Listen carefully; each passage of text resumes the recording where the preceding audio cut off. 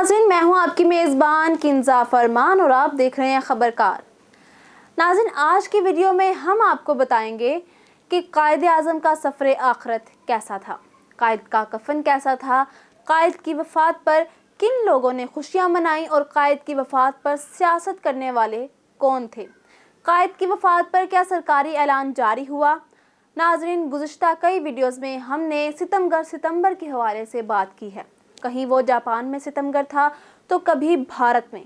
पाकिस्तान के लिए सितंबर 1948 में पहली मर्तबा उस वक्त सितमगर साबित हुआ जब पाकिस्तानी कौम का बाप उसको तन्हा छोड़कर अपने खालिक हकीकी से जा मिला था। बाबाए कौम कायदे आज़म मोहम्मद अली जिन्ना की रोहलत की खबर ने जहां पाकिस्तानी कौम को हिलाकर रख दिया था, वहां हिंदू और अंग्रेज़ लीडर्स भी हैरान रह गए थे। ख़ुसूसन बरतानवी हुकूमत की तरफ से तकसीम हिंद के ज़िम्मेदार लॉर्ड माउंटबेटन के लिए तो उनकी रोहलत की खबर बहुत ही हैरान कर देने वाली थी। उन्होंने कहा कि अगर मुझे मालूम हो जाता कि मिस्टर जिन्ना ने इस कदर जल्दी फौत हो जाना है तो मैं तकसीम हिंद के मंसूबे को इतना तो मौखर कर सकता था। मुझे इल्म है कि मिस्टर जिन्ना के बाद कोई दूसरा मुसलमान लीडर इस काबिल नहीं है कि वो मुसलमानों के लिए अलग मुमलिकत हासिल कर सके। नाज़रीन, बेशक मौत का जायका तो सबको ही चखना है, रसूल पैगंबर भी इससे महफूज नहीं रह सके तो कायदे आज़म कैसे बच सकते थे। कायदे आज़म ने हसूल पाकिस्तान के लिए जिस कदर मेहनत और जांफिशानी से काम किया, कोई दूसरा सियासतदान उसकी खाक को भी नहीं पा सकता। यही नहीं कि उन्होंने पूरी जांफिशानी से काम किया बल्कि अपनी बीमारी को भी दुश्मनों से पोशीदा रखा। अपनी बीमारी के आखिरी दिनों में जबकि वो ज़ियारत रेजिडेंसी में मुकीम थे, उन्होंने एहतमाम करके एक फ़ोटो सेशन करवाया जिसमें वो मामूल से ज़्यादा तरोताज़ा और सेहतमंद नज़र आ रहे थे। कायदे आज़म ने ये फ़ोटो सेशन यकीनन लॉर्ड माउंटबेटन और इस तरह के हज़ारों दुश्मनों की खातिर ही तो कराया था। दूसरी तरफ हमारी बदकिस्मती ये है कि हम कायद की वफ़ात पर भी सियासत करते रहे। कोई शिकायत करता है कि ज़ियारत से उनकी दस्ते खाकी को प्रोटोकॉल नहीं दिया गया तो किसी को ख़राब एम्बुलेंस याद आ जाती है, मगर उन्हें ये बात समझ नहीं आई कि कायद की वफ़ात को तो कायद की हिदायत पर जानबूझकर पोशीदा रखा गया था ताकि पाकिस्तान के दुश्मन खुश ना हो सकें। फ़र्ज़ करें कायदे आज़म का दस्ते खाकी पूरे प्रोटोकॉल के साथ ज़ियारत से लाया जाता तो क्या इससे कायद की रूह को बहुत ज़्यादा सुकून मिल जाना था। कायदे आज़म की रोहलत पर सियासत करने वालों और उनकी हमनवाई करने वालों ने तो जिस कदर कायद की रूह को तड़पाया है, किसी ने भी नहीं तड़पाया होगा। 14 सितंबर 1989 की रोज़नामा नवाए वक्त की इशात में एक खबर से हमें मालूम होता है कि 13 सितंबर 1989 को पाकिस्तान के साबिक अटॉर्नी जनरल और इस्लामी ममालिक की तंजीम के सेक्रेटरी जनरल सैयद शरीफुद्दीन पीरज़ादा ने इंकशाफ किया कि कायदे आज़म की मौत तिब्बी नहीं थी बल्कि एक साजिश के तहत उन्हें मरवाया गया था। उन्होंने बताया कि हज़रत कायदे आज़म ऐसे अफराद से बखूबी आगाह थे जो उन्हें मारना चाहते थे, मगर वो मसलहतन खामोश रहे क्योंकि अगर वो ऐसे लोगों से उलझ जाते तो उनका असल काम यानी पाकिस्तान का क़याम दुश्वार हो जाता।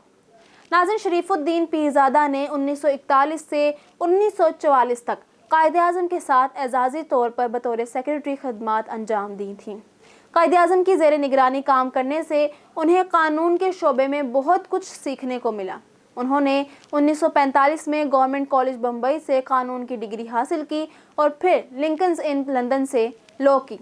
1958 में पहली मरतबा वो पाकिस्तान के अटॉर्नी जनरल बने और 1967 तक उस ओहदे पर फाइज रहे। बादशाह उन्हें वज़ीर ख़ारजा का कलमदान सौंप दिया गया। इसके बाद भी वो कई मरतबा अटॉर्नी जनरल के ओहदे पर फाइज रहे। नाज़रीन, कायदे आज़म 11 सितंबर 1948 को फौत हुए तो उस मौका पर जारी होने वाले सरकारी ऐलान का मतन कुछ इस तरह से था। काबीना पाकिस्तान की तरफ से ऐलान किया गया है, हुकूमत पाकिस्तान हर एक मुसलमान से अपील करती है कि वो इस जंग का सदमे पर सब्र तहम्मुल, बुर्दबारी और नज़्म व नस्क से काम ले।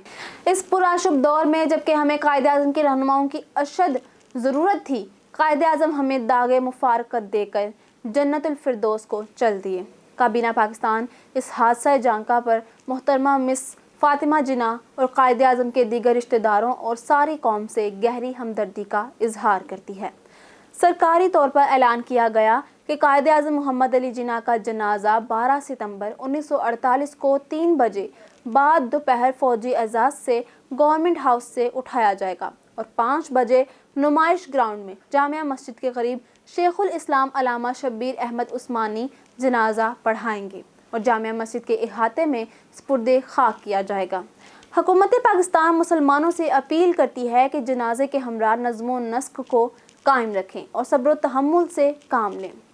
ناظرین، 12 ستمبر 1948 کو ریڈیو پاکستان کراچی سے قائد اعظم کے جنازے کا آنکھوں دیکھا حال معروف براڈ کاسٹر ZA بخاری اور سید وقار عظیم نے سنایا۔ 3 بجنے میں ابھی 1 منٹ باقی تھا کہ کراچی اسٹوڈیو سے آواز آئی، حضرت قائد اعظم کا جنازہ اٹھایا جا رہا ہے، ہمارا نمائندہ گورنر جنرل ہاؤس میں موجود ہے، وہ آپ کو اس کا آنکھوں دیکھا حال سنائے گا۔ ملت کے محبوب کا آخری سفر شروع ہوا۔ یہ آواز ذوالفقار علی بخاری کی تھی اور اس آواز میں آنسو سننے والوں نے اپنے کانوں سے ہی دیکھ لیے۔ یہ آواز اسی سوگوار انداز میں ایک لمحے کا حال سناتی رہی۔ ملت کا باپ مر گیا، اہل ملت زارو قطار رو رہے تھے، بخاری بھی رو رہا تھا، مگر اسے ایک فرض ادا کرنا تھا کہ آپ کو دورہ افتادہ شرکا غم کو قائد اعظم کے جنازے کا حال سنانا تھا۔ لاکھوں لوگوں کا جلوس تھا، گریاں اور خاموش۔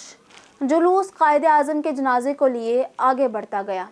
جہاں تک نظر نے کام کیا، بخاری نے ان اندوناک مناظر کا حال سنایا۔ جب جلوس نظروں سے اوجھل ہو گیا تو اس نے دوسرے مقام کے مائکروفون کو اشارہ کیا۔ وقار عظیم کی آواز آئی، اول و آخر فنا، باطن و ظاہر فنا، نقش کوہن ہو کے نو منزل آخر فنا ہے، مگر اس نقش میں رنگ ثبات دوام، جس کو کیا ہو کسی مرد خدا نے تمام۔ جلوس ریڈیو پاکستان کے ہیڈ کوارٹر سے گزر گیا۔ 4:15 بجے جلوس نمائش گراؤنڈ میں پہنچا اور وہاں سے بخاری، وقار عظیم اور صدیقی نے غم اندوں کا حال سنایا۔ عین 5 بجے نماز جنازہ کھڑی ہوئی، مبصرین خاموش ہو گئے۔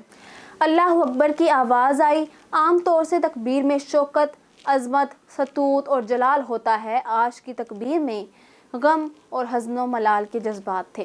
نماز جنازہ کے بعد شیخ الاسلام علامہ شبیر احمد عثمانی نے خطبہ پڑھایا۔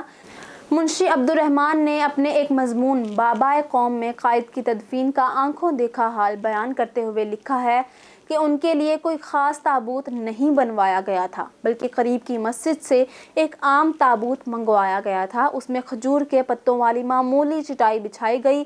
کفن کے لیے بھی معمولی لٹھا ڈپو سے منگوایا گیا۔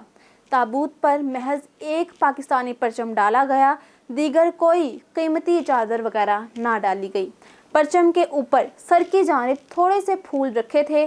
6 بجے کے قریب حضرت قائد اعظم کا جنازہ مرکز کے قریب پہنچا تو فضائیہ کے طیاروں نے مرکز پر پھول برسائے اور اگلے چند منٹ میں قائد کے جسد خاکی کو منو مٹی میں دبا دیا گیا۔ ناظرین، قائد اعظم کی زندگی میں ہمارے لیے بے شمار مثالیں موجود ہیں جن سے ہم بہت کچھ سیکھ سکتے ہیں، تو ان کے آخری ایام اور آخری سفر سے بھی بہت کچھ سیکھنے کو ملتا ہے۔ اللہ تعالیٰ قائد اعظم پر کروڑوں اربوں رحمتیں نازل فرمائیں کہ ان کی وجہ سے ہمیں ایک آزاد ملک حاصل ہوا۔ آخر میں یہ بتانا بھی ضروری سمجھتی ہوں کہ آج کی اس ویڈیو میں بیان کی گئی معلومات سینئر صحافی جناب خالد نجیب خان نے فراہم کی ہیں، اس پر ہم ان کے شکر گزار ہیں۔ نیوز اسٹوڈیو سے فی الوقت اتنا ہی۔ مزید خبروں اور اپڈیٹس کے لیے دیکھتے رہیے خبرکار۔